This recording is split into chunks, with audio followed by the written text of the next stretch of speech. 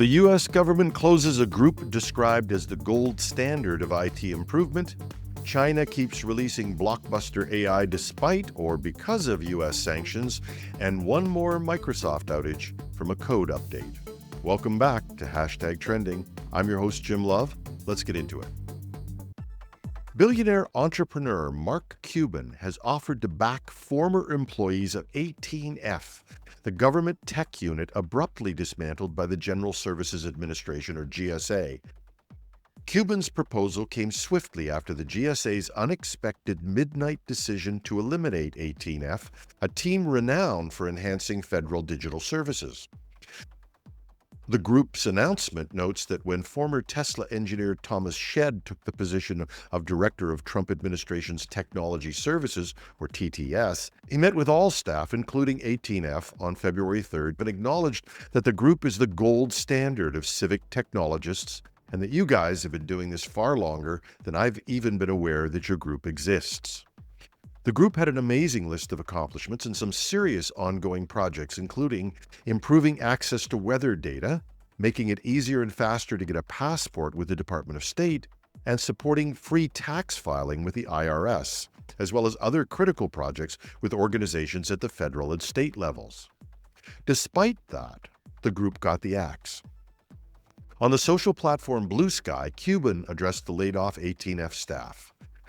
He said, "If you worked for 18F and got fired, group together and start a consulting company. It's just a matter of time before DOGE needs you to fix the mess they inevitably created. They will have to hire your company as a contractor to fix it, but on your terms. I'm happy to invest and/or help." Now, the sudden termination of 18F has raised concerns about the future of government tech initiatives.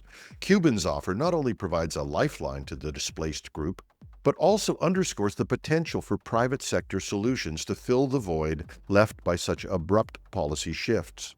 And for the affected 18F professionals, this development presents an opportunity to continue their mission of improving public digital services, albeit from outside the government. But by forming a consulting firm with Cuban's backing, they could maintain their commitment to civic tech while operating with much greater autonomy and, of course, at consulting rates and not the much lower salaries of federal civil servants. And even, according to one of the people who contributed to their post, they may have a new name for their group, and they'll call it 18FU. Chinese AI innovator DeepSeek has open-sourced its Firefly file system, 3FS, with a high-performance parallel file system optimized for AI workloads. This move aligns with DeepSeek's strategy to enhance AI infrastructure efficiency and accessibility. Designed for AI high-performance computing environments, 3FS prioritizes rapid random read operations, crucial for training large language models. By minimizing read caching, which is often redundant in such scenarios, 3FS achieves impressive performance metrics. In DeepSeek's Firefly 2 cluster, comprising 180 storage nodes, each equipped with 16 terabyte SSDs and high-speed networking, 3FS delivered an aggregate read throughput that is roughly equivalent to 6.6 terabytes per second. This open-source release is part of DeepSeek's broader initiative to democratize AI tools, enabling developers and enterprises to leverage advanced infrastructure without prohibitive costs. It's also a good poke in the eye to the U.S. AI industry, and that's undoubtedly one of their reasons as well. The availability of 3FS on platforms like GitHub facilitates its integration into diverse AI projects, potentially accelerating innovation across the sector. And if that were all they've done, this would be impressive. But concurrently, DeepSeek is expediting the launch of its next-generation AI reasoning model, R2, originally slated for May. Building on the success of its predecessor, R1, the R2 model aims to enhance coding capabilities and support multilingual reasoning, reflecting DeepSeek's commitment to advancing AI functionalities. Now, these developments coincide with other Chinese advancements in AI, including WAN 2.1. This is Alibaba's open-source model, and it supports text effects in both Chinese and English, excelling at generating realistic visuals and leading the VBench leaderboard for video generative models.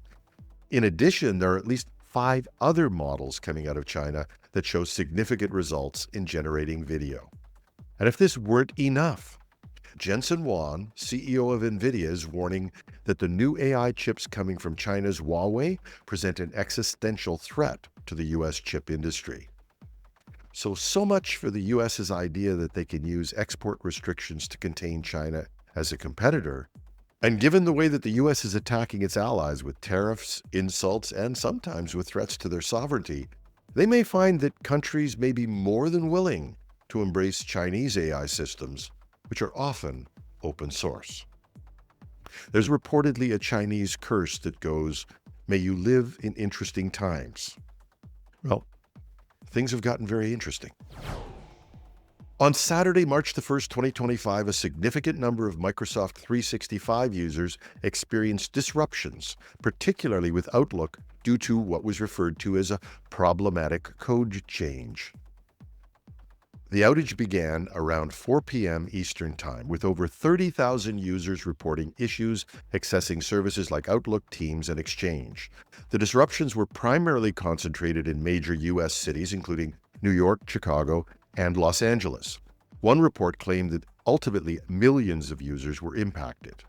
And Microsoft quickly identified the cause, stating, "We've identified a potential cause of impact and have reverted the suspected code to alleviate impact." I think that means they fixed it. By approximately 7 p.m. Eastern Time, the company confirmed that the services were largely restored following the rollback of the faulty code. This incident underscores the potential risks associated with deploying new code updates without comprehensive testing.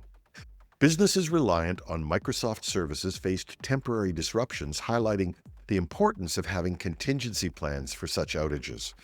And for IT administrators, now more than ever, you have to have a watchful eye when taking updates from Microsoft, especially when high availability is an issue. And for Microsoft, lessons learned are only good if you actually learn from the lesson. And that's our show. It's good to be back, although I have to say I thoroughly enjoyed the time away. I'm your host, Jim Love. Have a wonderful Wednesday.